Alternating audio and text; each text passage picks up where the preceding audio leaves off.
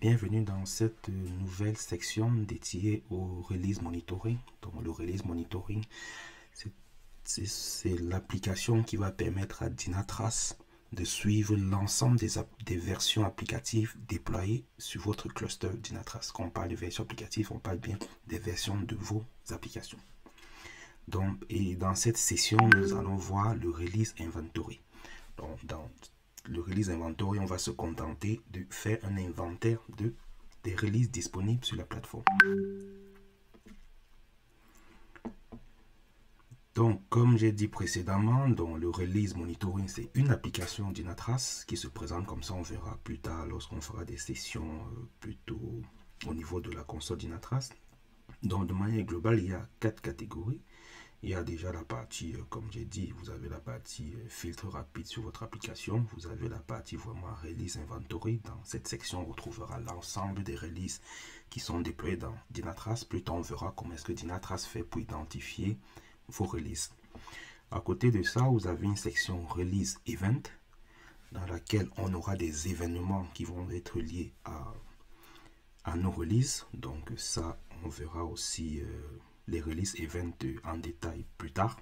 Comment est-ce qu'on peut exploiter cela lorsqu'on est dans des process, lorsqu'on a des process CI/CD au sein de l'entreprise. Ça peut aussi se faire sans process CI/CD, mais le fait que de plus en plus d'entreprises ont des process CI/CD, ça se prête assez fortement à son utilisation.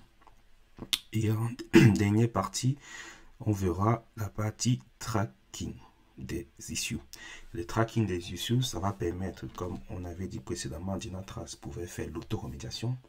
Dans ce scénario, Dynatrace va plutôt faire la création de tickets d'issues. Lorsqu'on va parler d'issues, ça va être ce qu'on va communément appeler les bugs. Donc Dynatrace va identifier un problème et va créer automatiquement des bugs au niveau des différentes plateformes. Ça peut être du GitHub et autres. Donc il va créer un ticket d'issue pour l'application en question. On verra comment est-ce que dans Dynatrace on peut configurer cela.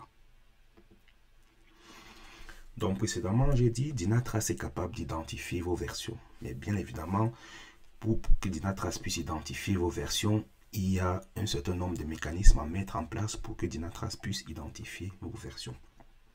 L'un des mécanismes les plus simples, c'est de passer par les variables d'environnement. Donc lorsque vous définissez les variables d'environnement qu'on a citées là, Dynatrace sera en capacité de récupérer vos releases. Donc, si Dynatrace, lors de son fonctionnement, identifie une variable d'environnement qui s'appelle DT_release version, à l'intérieur du contenu de cette variable d'environnement, Dynatrace l'associera à la version de votre application. De la même manière, s'il trouve la variable stage, il affectera le contenu au stage. Ça peut être la production, ça peut être la pré-production. S'il identifie le contenu de la variable product, c'est avec ça qu'il identifie le nom de votre application. Et puis la dernière, c'est le build version.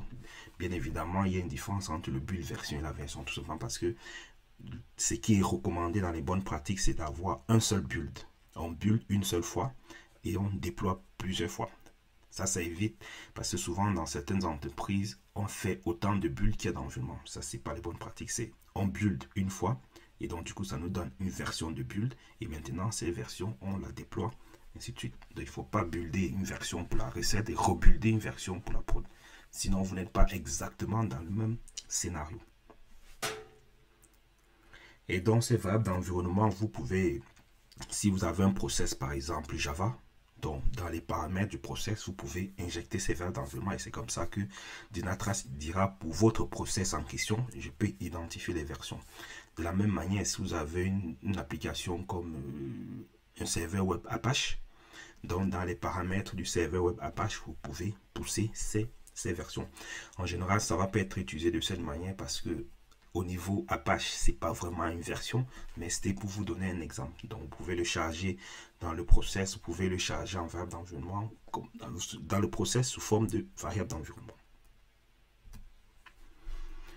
Une autre méthode aussi pour renseigner, pour informer Dynatrace de version, c'est d'utiliser les labels dans Kubernetes. Donc, quand on dit les labels, donc bien évidemment, si vous faites du Docker pur et dur, il est aussi en capacité de récupérer les labels. Mais bon, aujourd'hui, de plus en plus, les entreprises font plutôt du Kubernetes. Donc, on va plutôt prendre l'exemple de Kubernetes.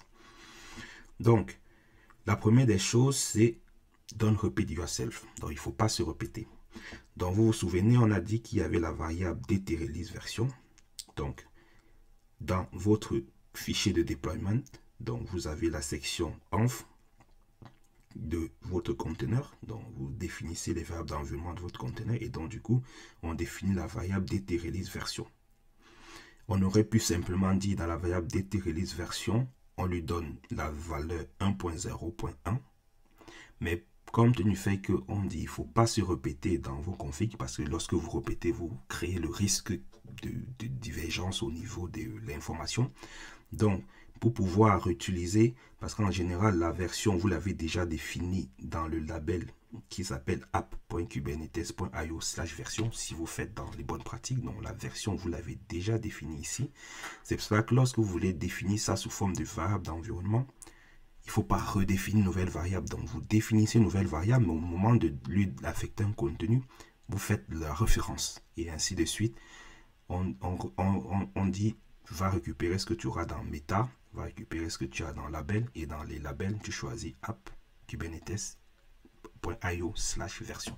Et c'est comme ça que dans votre fichier de deployment, vous avez informé Dynatrace que voici la version de mon application. Donc là, on rentre une fois de plus dans la philosophie NoOps. Tout simplement, c'est depuis les phases de développement qu'on a envoyé à Dynatrace l'information sur les versions qui étaient déployées. Donc, c'est pour cela qu'on parle bien évidemment d'activer la propagation, ce qui va permettre de parcourir ces genres d'arbres.